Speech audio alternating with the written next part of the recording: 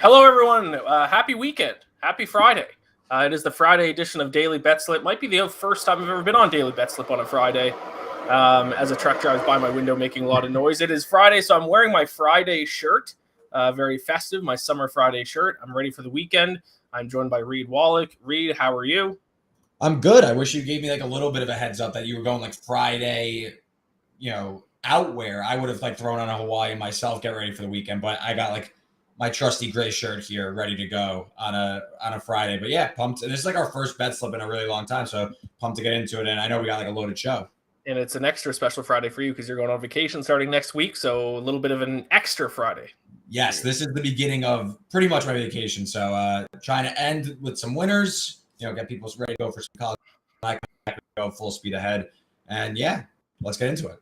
And this weekend, Saturday, so usually we do game of the night for tonight's slate, but I mean, let's talk about UFC 277. So we're going to finish off the show with our game of the night is actually going to be, it's technically game of the weekend, I guess. Tomorrow night's main event, UFC 277, Amanda Nunes, Juliana Peña, the rematch. So we'll talk about that at the end of the show. But of course, as always, we got best bets, we got community picks. We're going to talk a little SEC football with you being our college football expert, Reed.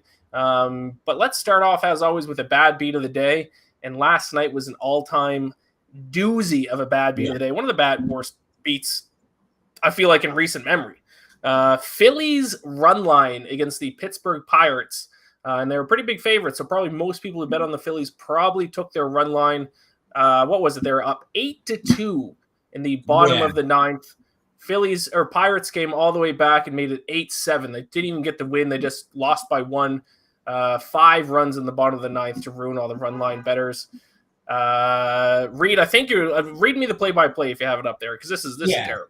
Well, first, I found a nugget as I know we just discussed it, but I found a nugget from Ralph Michaels at Cal Sports LV.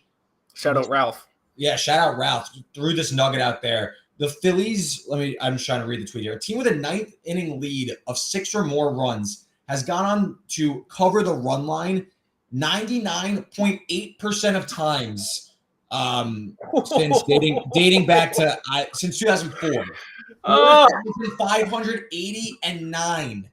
This has happened. So this is like literally like against all odds. But so the Pirates, they scored 4 runs in the bottom of the ninth with 1 out. Then they scored a 5th run. O'Neal Cruz grounded out, making the 2nd out. It seems like the bases were clear. And then Brian Hayes flew out to end the game 8-7. So, I mean, Phillies run line minus 115-ish. That hurts. I mean, you literally are a 0.02% on like a 5,000 game sample size over like 16, 18 years. I mean, that's just terrible. That hurts. If a 0.2% chance of something happening isn't a bad beat, then I don't know what it is. That is the definition of bad beat. And like I mentioned, the Phillies were a big enough favorite. Probably most people were on the run line and probably didn't lay the juice with the money line. So it's not like this is just like a close game and it just kind of affected the aggressive bettors who took run line. Most people were probably on Phillies run line in that game. So it was even. Now I'm just looking about. It was 8-0 until the 7th. The Pirates got 2 back. I mean, Zach Wheeler absolutely shoved last night. 7 innings, 8 strikeouts, 2 earned runs, and I mean that is just crazy. I mean, literally, again, like 0.02%. I mean, what are you gonna do? That might be the cake for like worst beat I've seen over the since we started doing daily Betslip. I was just gonna say that. I think that takes the cake for the top bad beat in the history of Daily Betslip. Let's get to some best bets. We're going to start with the community picks. And if you are watching on Twitter, head over to YouTube. If we don't talk about the pick that you tweeted at me earlier today, drop your pick in the chat and we'll bring it up and talk about it. But we're going to start off with a pick from at Bronx Lynchy, who is on Alek Manoah over 5.5 strikeouts. Now, I will say, we bring up the tweets, a little screenshot of the tweet. Producer Joanne is off today, so I'm pulling double duty as host and producer. So don't know how to do the screenshots myself, so we're going old school. But at Bronx Lynchy says Alek Manoah over 5.5 strikeouts. I mean, I'm not going to argue against that. He's a Blue Jays pitcher. I did place a bet on him early in the year to win Cy Young. Looks like his Cy Young hopes are a little bit dashed at this point. He's regressed a little bit, but still, he has passed his number in 3 straight games. The Tigers are an average strikeout team. I think they're like 16th. I think they're around middle of the pack in strikeout rate, but I'm not going to argue against a Alek Manoah prop bet. Yeah, 5.5 feels really shallow for him. Like you said, but Tigers are outmatched. I mean, Blue Jays are like minus 360 tonight. So I think this is a way to back the Blue Jays without, laying the money line. Yeah, Blue Jays are massive favorites. The Tigers are starting a guy who first start in the majors this year. Although I did see Blue Jays are sitting a few guys. I know Bo Bichette at least, and I think a couple other guys. So they are sitting some guys, which is a little bit concerning if you are going to lay the juice on the Jays tonight. Yeah, no, that's why I like doing Manoah. He's still an all-star, still more than capable of punching out an overmatched Tigers line. So I like this from Bronx Lynchy. All right, let's move on to a pick from @JohnnyGB412. He says, I just ride Dodgers -1.5 until it gets to -200. Of their 66 wins, like 60 of them or so cover the -1.5. I did not fact check you, Johnny. I will take your word. I don't know if it's 66 out of 60. That would be ridiculous, as he says. I think it is a pretty high number, though, to be honest. I know it was a trend I was paying attention to early in the year because I think it was like their first 15 games, like all of them except for one had been by at least 2 runs. But yeah, I mean, it is what it is. The Dodgers did lose a series to the Washington Nationals this week, which is a little bit concerning. So, but then they bounced back. They beat the Rockies last night by what? Like, is 13-0 or something? Yeah, 13-0. I have a bet on this game, so we'll get to it. I'll give my thoughts on it, but we'll see. All right. Moving on to a pick that might be a little bit near and dear to your heart, the Marlins and the Mets. You, of course, noted Mets fan. First 5 under. Do you have any thoughts on the first 5 under between the Marlins and the Mets today? I believe, is it Alcantara pitching for the Marlins? Sandy's on the mound against Chris Bassett. I feel like this matchup's happened twice already this season, like this specific pitchers matchup. It is. What's the first 5 under? I know the total is 6.5. Is the first 5 like 3.5? Yeah, I'll double check that while you keep talking. But it's tough. The Mets offense isn't, I know they just beat the Yankees, but the offense isn't necessarily hot right now. I'd say they're starting to break out of like what's been like a 2 or 3 week slump. I do like the under though. Sandy, the Mets have got to him once, and then the other time he shut us down. Bassett's been rock solid since coming off the COVID list. I'm inclined to say this first 5 under. I think it's going to be a really low scoring game. I'd say the Mets probably pull away towards like the back half of the game with a leaky Marlins bullpen. First 5 under, DraftKings is 3. They're not even giving you the hook. So you need 0-1 or 2 runs in the first 5 innings. I'm telling you, I could see a slow start tonight, though. I could see something like 1-0, 1-1, through 5 innings. I don't hate this. I would rather go first 5 under than game under, though. Just with you get bullpens involved, things to get. This is going to be a tight game, I think, just because of Sandy's ability to go deep and keep offenses limited. I could just see this game getting a little wacky towards the end. Are you going to the Mets game tonight? I'm not, because it's in Miami. He wrote Mets second, so I assume it was a home game. It's definitely in Miami. Yeah, it might be a little bit of a trek for you. Maybe you'll pass on that one. Yeah, it's in Miami. You scared me there. I'm like, is it? Maybe. Let's move on to our good friend Cody Wells, who said Cody Wells is back to the well. How about that? Jose Altuve over 1.5 total bases, +120. Because he says he is 11 for 19 against Ray with 3 doubles and 2 home runs. Of course, he's referring to Robbie Ray. Jose Altuve has had his number throughout his career. Thoughts on that? Yeah, another game I have a bet on. I will say, though, Altuve's ability to just get on base, though, 1.5, he could easily rope a double here. He's playing at home, hitter-friendly park. Don't hate the look at all, but I'll give more analysis in a few minutes when I give my best bet. Yep, sounds good. I mean, it's a trend plus money. I'm not going to argue against it. I don't know if I'm going to play it myself, because usually I feel like over long term, you might see a little bit of regression to the mean. But best luck to you, Cody. Next up, we are going with @FadeMeToGlory. Roll with the Giants again, -140. Also took a look at Orion Koski versus Blood Diamond by sub +400 inside the distance -105. Of course, he is referring to a UFC pick for UFC 277 this weekend. I have a pick on the Giants game, so I'll save my thoughts for that. Reed, I don't know if you have thoughts on the Giants game, or if you just want to tackle that UFC pick. Yeah, I'll leave it to you on the Giants game because I don't have a bet on it. But for the Koski, I don't know what we're saying, but yeah, Blood Diamond's not a UFC fighter. Looked terrible in his debut. He's only fought 4. He's part of, I'm pretty sure, Israel Adesanya's training team. And Yes, he also on is. Izzy's team is Kai Kara France, who's fighting in the co-main. So that's why Blood Diamond gets like lined up on these cards in the prelims, but he's outmatched.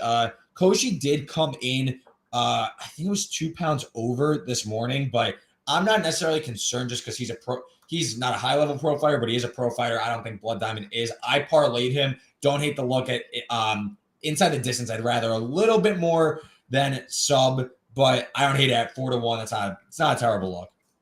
Not a bad look if you're just taking club and sub there. Yeah, if you're just looking to take a shot at a 4-1 prop bet there. Yeah, I don't know if I've ever seen a fighter. He's already has one fight in the UFC and is 3-1 in his professional MMA career. I don't know if I've ever seen a fighter in the UFC have that few fights. It's I mean, usually they wait for them to get reach at least close to double digits before they give him a UFC contract. So he also looked miserable his last fight against Jeremiah Wells. He looked completely outmatched. So I'm expecting more of the same. So I agree with that. I went with the money line, parlayed it with another favorite I like. And he did lose via first round submission in that fight against Jeremiah Wells. So if you think he can get submitted 2 fights in a row, 4-1's not a bad look. Yeah, I think maybe a knockdown and jump on top, get a rear naked choke and get out of there, club and sub type. I think that makes a lot of sense. And final community pick for the night. Had to shout this one out because I gotta love a little CFL action. At V9 Bars, BC Lions money line, even money. Not that I saw the Lions slight favorites at -1.5, but I'm sure it's probably a little bit different at a couple different books. One of my picks is on the CFL game for tonight. I will say, full disclosure, I suck at betting on CFL. So. Fade me in CFL. Fade you in CFL. Should I just blindly take? I do not know one thing about the CFL this year. Wait, I wait until my breakdown for this game, and then you can decide. And I'll see if I like it or I don't like it. Have you ever placed a CFL bet? I imagine at some point down my degenerate lines, I've had a CFL bet one way or another. During the pandemic, I bet some Aussie rules football. Oh. That was a dark day for me. But I remember I had to stay up. It was on some random channel. I just slept till 3 a.m. watching it. I had no idea what was going on. And that was in the depths of the pandemic when there was you were Madden Sims, all that random stuff. Yeah, I was actually into CFL a little bit in high school and in college. And then this year I was like, you know what? Let me bet some CFL. Not going well. Are you learning anything though about the CFL? Do you think it's something that you could maybe figure out with more bets in there, or do you think you might just not have it might not be for you? Well, here's the issue with the CFL, and it's an issue with a lot of niche sports, is that the stats database isn't very big, right? The most in-depth stats you can look at are yards per play and stuff. NFL, you have obviously a way more in-depth database. You have advanced analytics that smarter people than me out there make. You don't have any of that stuff with the CFL, so I'm not able to dive as deep into handicapping these games than I would for CFL games. So I'm going to blame that because I think I'm 2-8. It's their fault, though. It's not your fault. It's not my fault. They're handcuffing you. It's never my fault. It's never my fault. Also, the refs are against me every game. Games are fixed. Not my fault.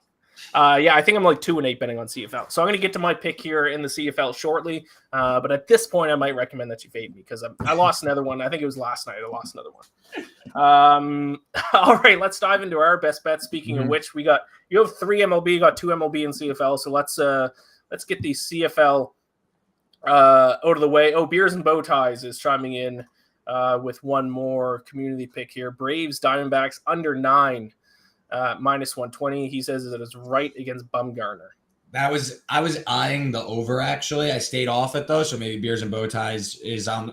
I'm honestly hoping he's on the right side because I didn't play the over, so I hope it goes. I hope it would have lost, but I don't know. Kyle Wright I feel like he's hurting for some regression, and Mad Bum obviously I just don't think he's that great of a pitcher anymore. And the Braves have been raking lefties, but I hope for the Mets' sake, Diamondbacks win 1-0. Fair point.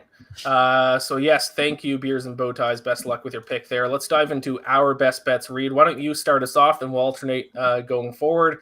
And by the way, if you're watching this, if you like underdogs, this is a good show because I've looked at our picks and we are on a lot of dogs tonight, especially this first one of yours is a massive underdog. Yeah. 3 MLB dogs for me tonight to start the weekend. I'm going to go Rockies money line, my first bet. I actually split this up. First 5 and full game money line, but for the sake of the show. We'll go with full game money line. Chad Kuhl was born to pitch at Coors Field. Guys, ERA is nearly 2 runs lower at Coors Field, which is supposed to be a hitter-friendly park. Nearly 2 runs lower there than it is on the road. He actually threw a complete game shutout at Coors Field against this Dodgers team a few weeks ago. So Kuhl has had some success there. I also don't like Julio Urias's splits this year. 2.71 ERA, 3.91 FIP. So he's asking for some regression. Also career high home run rate, 11.8%. The Rockies feast on lefties. They love to play at home. Second best batting average against southpaws. So yeah, give me the Rockies. I think that they're live, especially after like a 13-0 upset. Maybe this is a little narrative-y and like square of me, but like I just feel like a team gets a little overvalued. Like, you know, people are gonna flock to like, oh my God, the Dodgers, they're just gonna roll over this team. But like it's baseball, there's a lot of games. So give me the Rockies money line as my first bet. I know it's a steep one, but split that with the first 5 just so you don't get burned by a bullpen. I muted myself there. I was on the Rockies. I have to mute myself because I drink soda water during this, and I just burp all the time. So I always have to mute myself. I don't burp. I was gonna say, I was like, did I freeze it again? Because that's happened to me like twice on the show. So I was like, did I freeze or did Iain mute himself? Thankfully, you muted yourself, so you're not left here alone. Yeah, no, I muted myself. I was on the Rockies in their last series. Who'd they just play against? Padres. No, Padres. I'll tell you right now. Rockies played the White Sox. Yeah, maybe it was the White Sox then. I bet on them the first night. They lost in the bottom of the 8th. They were winning until the bottom of the 8th, lost. The second night I was back on them. They did win. So it's almost like I feel like with the Rockies and with these big underdog teams, like if I bet on them a couple nights in a row and I'm up money, like it's almost like betting like on blackjack or roulette when you get up. You're like, oh, I got to walk away because if I keep playing this game of betting on the Rockies, I'm going to end up just losing. They're sneaky. They're like frisky. They're only 10 games under 500. I know like they're obviously not in the Dodgers realm of like talent, but like the Dodgers and Diamondbacks both have, in my opinion, been like fairly competitive this year. They're just playing in obviously a much better division than some of the other teams are. I just looked it up. It wasn't the White Sox series before against the Brewers. I bet on them in their last 2 games against Brewers. Lost 10-9, and then I bet on them the next night. They won 2-0. So, I think the Rockies, you can find them at some, especially at home. They have a winning record at home, which is kind of surprising. So, all right, I'll get into my first pick here. I'm going to take the Twins as slight underdogs, just sticking with the underdog theme for tonight. Plus 108 against the Padres. I think we're in the middle of seeing some regression from the Padres personally. They're 25th in OPS in July. That's a terrible number. Worse than the Cubs, the Reds, and Athletics this month offensively. So I'm willing to fade a team when they're the favorite, when their bats are that cold. And also Twins starter Joe Ryan, 2.7 ERA on the road this season and a total ERA of 2.05 in the month of July. And also Padres are starting Blake Snell. I'm just gonna fade Blake Snell. He has actually turned things around a little bit, but is he starting to turn things around generally, or has he just had a couple of random good starts? I still think he kind of stinks. I think we've seen enough of a sample size from him to know that he's not clearly not the Cy Young winner from a few years ago, not the same guy. So I'll go ahead and fade him tonight. Twins plus 108. Yeah, that's also one of my bets, so I'll just follow that up right with you. Twins money line, I completely agree with you. Great points. Saw them play last week. This lineup just isn't very deep at all. Machado's playing hurt. You made some great points. The Padres lineup, where's my notes? 23rd in weighted runs created plus this past month. I mean, again, this is like a bottom 10 offense right now. The Twins, 11th in walk rate, 7th in that same metrics, weighted runs created plus. I know they're facing a lefty, but Blake Snell, terrible control, walking over 5 batters per 9 innings. His numbers say like he's in line for some regression, but with the lack of control he has, I'll take the Twins as an underdog. This is a good Twins team, first place. They just played a hard fought series against the Brewers. I kind of think that the Twins are being a little undervalued with Ryan on the mound. So plus money, I'll take it and just fade Blake Snell, like you said. Yeah, I like it. So we are both on the Twins tonight. I'm sure that only means good things. I'm sure that means the Twins will definitely not win. Cody Wells quickly chimed in. Just another bad beat was Orioles plus 1.5 last night. They homered in the 9th to tie it and then lost by 2 in extras. Oof. Yeah, that hurts. That is like a whole whirlwind of emotions there. Yeah. All right, I'll dive into my second pick here, sticking with the theme of underdogs. Gonna go with the Cubs plus 125 against the Giants. So I'm actually going to be going against Fade Me to Glory. So I'm listening to your instructions in your Twitter username, my friend. I'm fading you to glory tonight, fading the Giants, taking the Cubs. I just think the Giants, just like the Padres, I think they're another NL West team that is regressing. In July, they're 23rd in OPS and 26th in bullpen ERA. The Cubs won't rank them in both of those areas this month. And also, Marcus Stroman, much, much, much better on the road this season. 7.94 ERA at home, 2.31 ERA on the road. How about those for some splits? Really. Former Met, crazy. Marcus Stroman. Former Blue Jay, Marcus Stroman. We've both lived through the Marcus Stroman experience. And I do think the Giants are slightly being kind of overvalued still because of how good they were last season. This is just not the same team, especially when it comes down to their bullpen. That was a big reason for their success last year. They had a top 2 bullpen in the majors last year. This year, they're one of the worst. Yeah. So I'll take a shot at another underdog with the Cubs. Yeah, let's keep the underdog train rolling. A third underdog for me.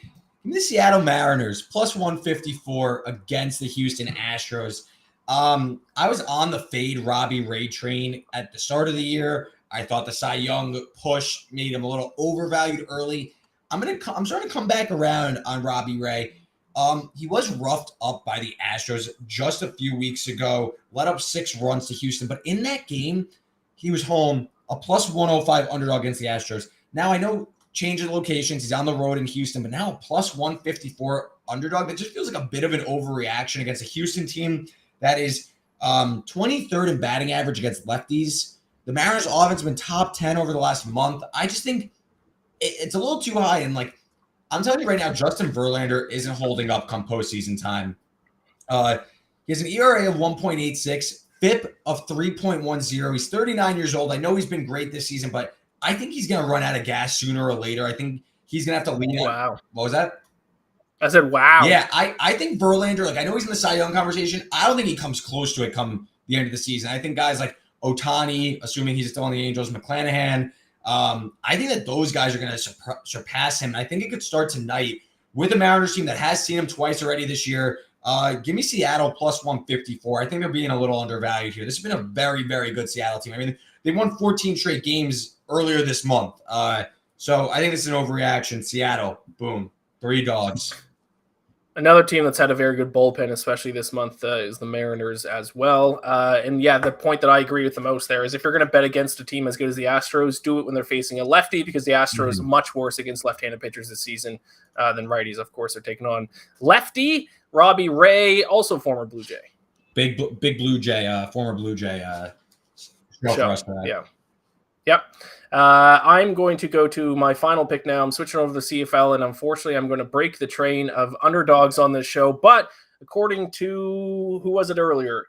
At V9 Bars, who said BC Lions money line plus 100. Maybe you can get them at plus money somewhere, but I did not. So maybe I just got a bad line. I'm going to take the BC Lions minus 1.5 against the Rough Riders. Reed, trivia question. Where are the Rough Riders from? Calgary. Calgary has a team. They are the Stampeders. It is the Saskatchewan Rough Riders hosting. Come on, there was no way I was knowing that one.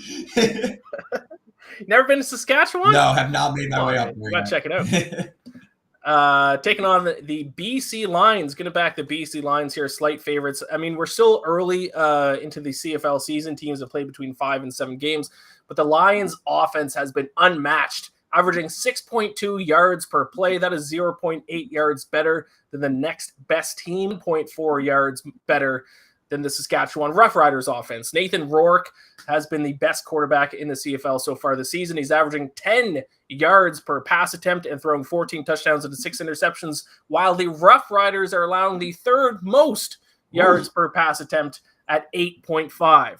So I don't think the lines have been adjusted yet for how good the Lions have been. Give me them minus 1.5 to cover the small spread as favorites tonight. Did I convince you? Are you going to back the Lions or are you going to fade me? Yeah, but my question is home field advantage like a thing in the CFL like it is like in the NFL? Like, do teams get a boost for being home, or no? There's no real home field here. I'd say it's the same what's thing. an atmosphere like? On a Friday night Saskatchewan loves the Rough Riders. I'll tell you Oh, that. God. The Lions are going into Saskatchewan. You think they're getting a win? I think so. Oh no. Or wait, are the Lions home or are the Rough Riders home? No, the Rough Riders are home. Oh God, so you're taking a road favorite? Yes, I don't factor. And I've said this before, and I do this in the NFL point. Especially in the CFL, then you must give them nothing. You might even like the road team even more. Upgrade them. Maybe. Although Saskatchewan does make me nervous. I'll ride the Lions with you. Saskatchewan does love their CFL football, unfortunately. Is this like a big game? Like, are there? No, it's just a regular season game. How many weeks are there in CFL? Around the same as the NFL. I think there's a little bit more. So what week is it? 20 right now? or 21. And they don't do it in exact weeks because some teams in the CFL right now have played 7 games. I think the BC Lions have only played like 5. So. Oh, coming off a bye week, maybe. If you're in Canada, would you ever go to a CFL game? Yeah, why not? I'll go. All right. Who's the best team? The defending champs are the Blue Bombers, the Winnipeg Blue Bombers. Oh, that sounds like I picture that being like a dominant offense, like air raid offense, like just run teams off the turf. Yes. Tanner McGrath has been chiming in about the CFL. Must be a big CFL fan here. Big Lions fan. Tanner's a friend of the program. Tanner's a real one. # Go Lions.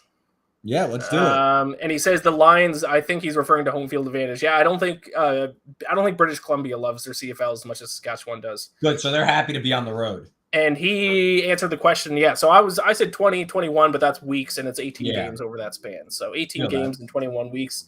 I was a little rusty because they've been shortened seasons the past couple of years. I'm pretty short because of COVID and stuff. But let's switch to a different football league, one that might be a little bit more popular. I don't know. SEC football, CFL, pretty similar, I think. Let's talk about SEC football. I'm going to lean on you because you are our college football betting expert. I noted not a college football guy, but I bet on every bowl game this past year, and it was a disaster. So I'm just going to list off some odds here, and then I think you have 2 win totals that you like quite a bit in the SEC. So I have the SEC conference championship odds up in front of me. Alabama, the -145 favorite preseason. Obviously, Georgia is next on the list, +155. Then it's you could stop there. You could stop there. You're good. As expected. As expected, massive drop off, and then the next team is Texas A&M +1,800, and then another massive drop off, and then Florida, and then there's a bunch of teams around 45 to 1, 50 to 1. So yeah, really quick, with Texas A&M being obviously based on the odds, the one team that people think could pull it off and win the SEC, could they? No. Is there a world that exists where that happens?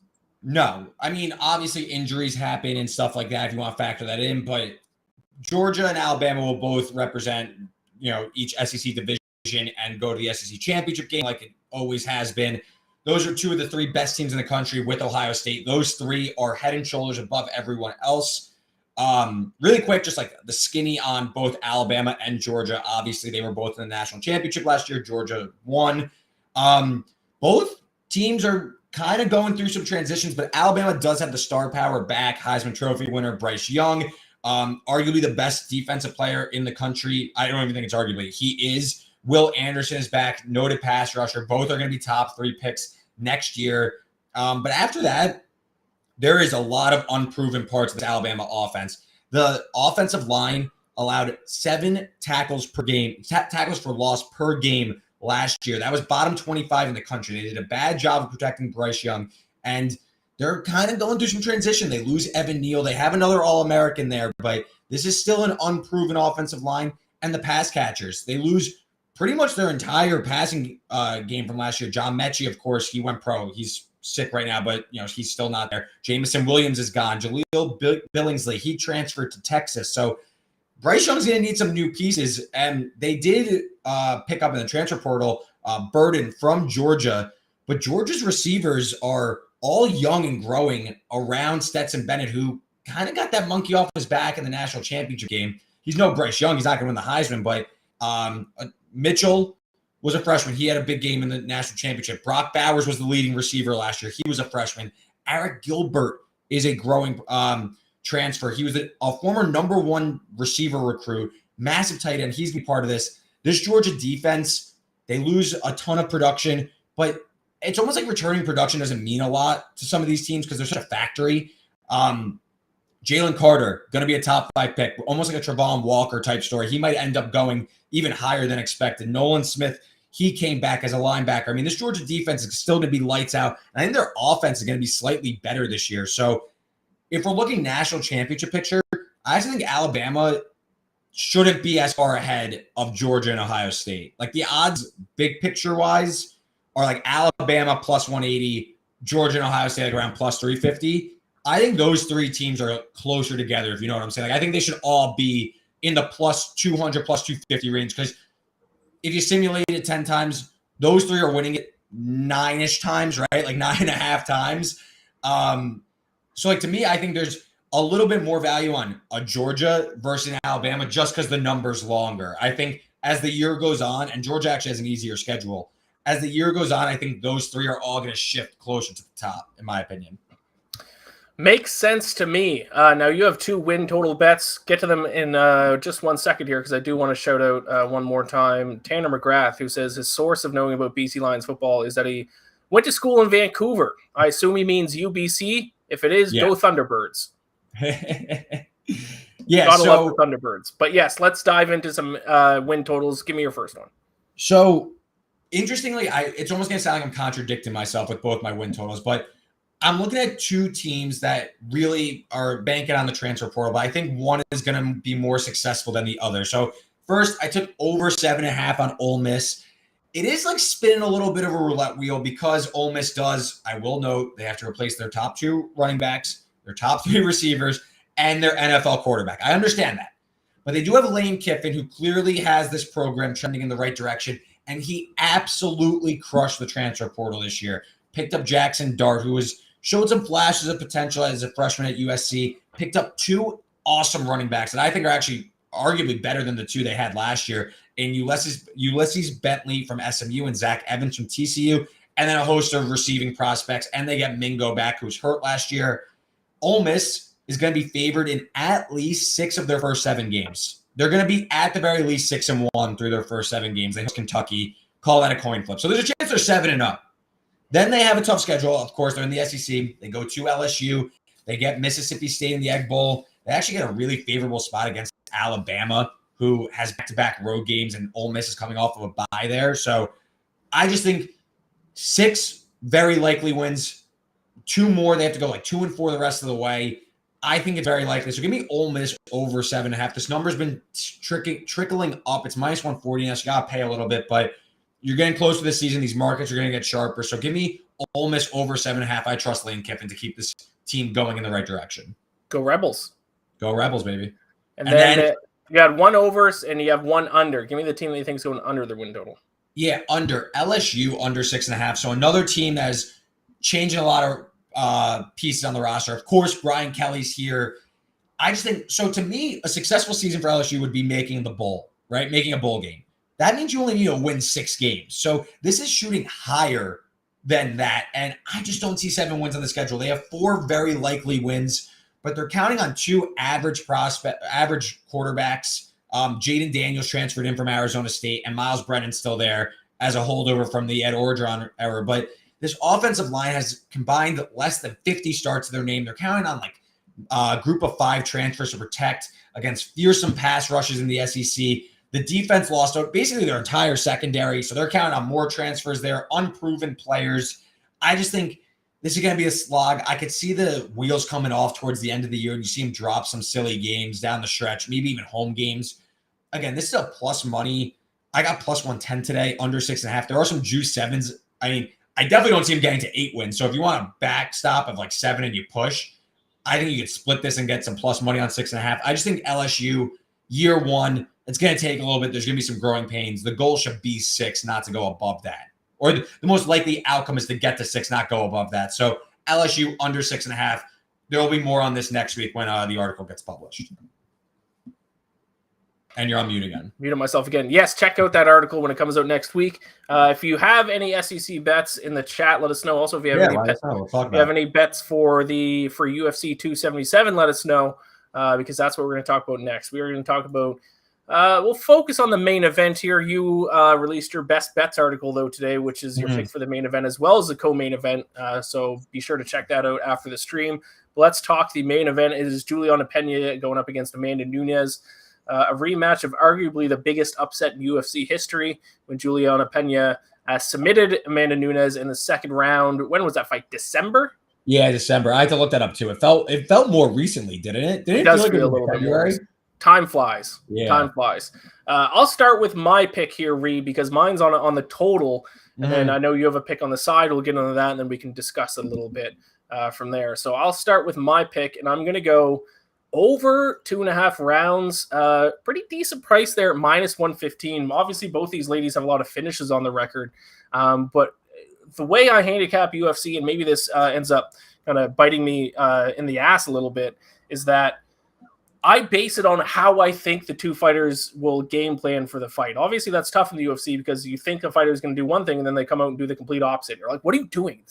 You're not following a smart game plan whatsoever. But how Juliana Peña win the first fight? By throwing the jab. Amanda Nunes won the first round clearly and then came out in the second round overconfident and just started throwing haymakers. Juliana Peña did exactly what you should do when you're fighting someone who's doing that and just literally jabbed her way into basically, because it was a submission, but Nunes had basically had enough at that point. Yeah, she quit. And the rear naked choke is the obvious. So whenever you see a rear naked choke, like if someone gives up, they usually just give up their back and get submitted. That's usually how it goes. So it was mostly the jab that won her the fight. And if Amanda Nunes knows that, and she should, her game plan should be to be a lot more conservative this fight. Don't go in just throwing haymakers, pick your spots, throw a little bit more combinations, use your grappling a little bit more. I think that would lead to a longer fight. And what's Juliana Peña's game plan probably going to be? Just stick to the jab. That's what worked the first fight. Why would you change that going in the second fight? Usually, jabs don't finish fights. Usually, if someone has a jab-heavy game plan, it's to win on points. It's to go to decision. It's usually a longer fight. So both of them have smart game plans in this fight. I think it's going to lend to a longer fight than the first time around. So I think over 2.5 rounds in this fight is a fantastic bet. And my last reason for it is I don't have any data to back this up, but I feel like when a big upset happens in the UFC and they do a rematch, the fighter who just lost, who just got upset, usually just fights a lot more careful. And I feel like that's in combat sports in general and boxing as well. I don't think she's going to come out and just start throwing haymakers like sometimes she does. So I'll go over 2.5 rounds. Yeah, I like the 2.5 play. I just think that this line is still a little wide based on what we saw because you make some good points, right? Like Nunes should be more careful, right? But like that's not in her style. She's not built to last 5 rounds. It feels like Peña, what she did in the first fight was conserve a little bit. And once Nunes gassed out, she knew it and she picked up the pace and she showed that she has the cardio to go longer into this fight. That's why, I am on Peña. It's not like some lock bet, like I'm throwing the house on this, but like I am on Peña plus 225. I'm not afraid to take underdogs. Just, we did a UFC show together for a while, just took 3 underdogs on the MLB site. Like, I don't care. I like Peña in this fight though, because I think the same avenue to victory is still there, right? Like I think that Nunes should be favored because she does have the upside early, but like live betting Peña after the first round, I think that's a great bet. I split a unit across the board on Peña round 2, round 3, round 4, and round 5. So, a quarter unit on all those. They're crazy odds, like 15-1, 18-1, 25-1, and stuff like that. And Scott, Sneed, and Tanner, we see your bets and we'll get to them after. But I think Peña, the same avenue is going to be there. I think we're going to see a similar result, to be honest, that Nunes is not going to be able to get that early finish. And I don't think in the past, 7-8 months, she was able to fix her cardio issues, right? Like I still feel like that issue is still going to be there one way or another. So if Nunes can't get her out early, that means Peña is finishing this late in a similar fashion. So give me Peña, and honestly give me Peña inside the distance. Again, like I said, I split those up rounds 2 through 5. So Yeah, I think Peña does it again. And, Nunes, I wonder, now that she lost, there's always been a lot of talk about retirement for her. Like, what else does she have to prove? I wonder if we see some of that after the fight, like maybe Nunes retirement rumors and stuff like that. I wonder. I feel like I have a keen sense for like when these like retirement things could happen. It's not like that shocking, I think, but like you remember I said to you about Joanna. I was like, I could see her losing, just retiring, and she retired on the spot. Like, I don't know if Nunes would retire on the spot, but it feels like this could be the beginning of the end for her. Yeah, my best bet, like I said, is on the total. And I like the total, by the way. I think this does drag out a little bit. I disagree with you on this, though. If I were to bet on it, and I was talking to you at the office yesterday, or 2 days ago now, as long as Nunes is minus 300 or shorter, I think, and right now I'm looking at her DraftKings minus 260, like I'm willing to lay 3 units on her. I don't think she has the cardio issues that she has won 5-round decisions before. She beat Felicia Spencer in a 5-round decision. Jermaine Durandamine in a 5-round decision. She's not a qualified championship level. Like Juliana Peña, she's a champion. She is the champion. Felicia Spencer, that was a joke. She absolutely ruined her. And I rewatched the first fight today. Actually, she dominated the first round. Like I would love to see what the live odds were after the first round in the first fight. She was done though. Dominated. I don't think she was done heading in the second round. I think she got cocky and started throwing haymakers and just ate a jab, and then she was eating jabs. And then I think she gassed out. I think she was exhausted. I think she planned to fight like 5 minutes. Also, does it concern you that reports are coming out that she's been living in the gym this camp? Because I see that and I'm like, look out. The professional fighter has been living in the gym.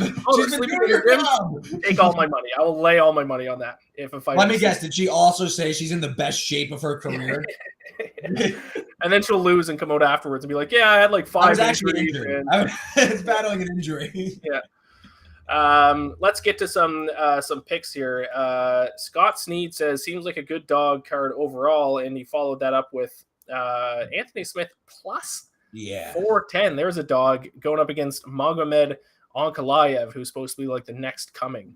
One of these Russian fighters where it just seems, oh my God, he's almost my age. I would have thought he was like mid-30s. I guess I'm but yeah, he's one of these. It just seems like in like 5 years' time, like every champion's gonna be Russian because just like in every division, there's a scary guy upcoming. So any thoughts on that? He is obviously on a 8-fight win streak going up against the former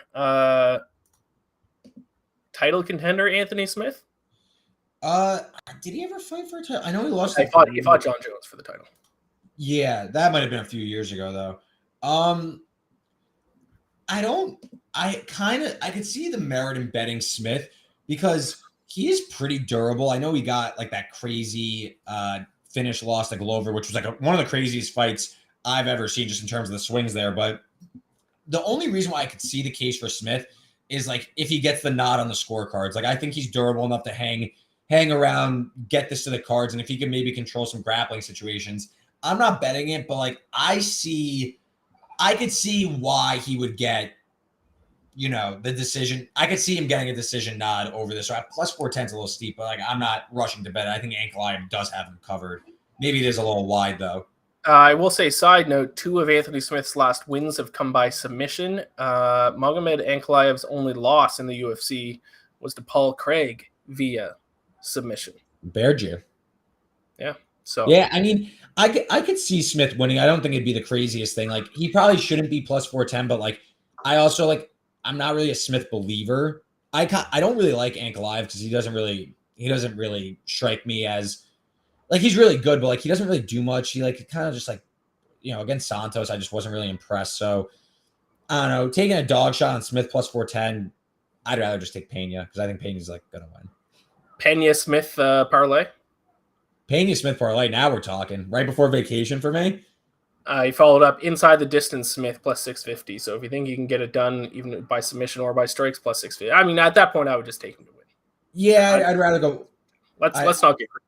Yeah, I'd rather just go money line then. I wonder if decision's higher than that. I don't have the props up in front of me, but I don't know if Scott's still sitting here and he wants to throw it in there. But I could see throwing a dart on Smith. I do think the line is a little wide. Like, I'm not rushing to bet Ankalaev, even though I do think he's better. And then Tanner said Bama over 10.5. Over 10.5, minus 240. Yeah, it's minus 240. How many games played? 11 or 12? 12. Probably. Yeah, you play 12. I mean, like, I don't see him losing more than one game, especially in the regular season. I could see him slipping up one time. Like I said, that Ole Miss spot, kind of tricky. They play at LSU and then get Ole Miss off a bye the following week, also on the road. A little tricky. They do go to Austin and play Texas. I think they'll be okay there. I mean, it's minus 240 and you're locking it up until December. So, you know, you could, like, I think it's a likely outcome, but, you know, I think that there's better ways to tie up that minus 240, if you know what I'm saying. But yeah, I mean, listen, it's Bama over wins. It typically hits. Yep.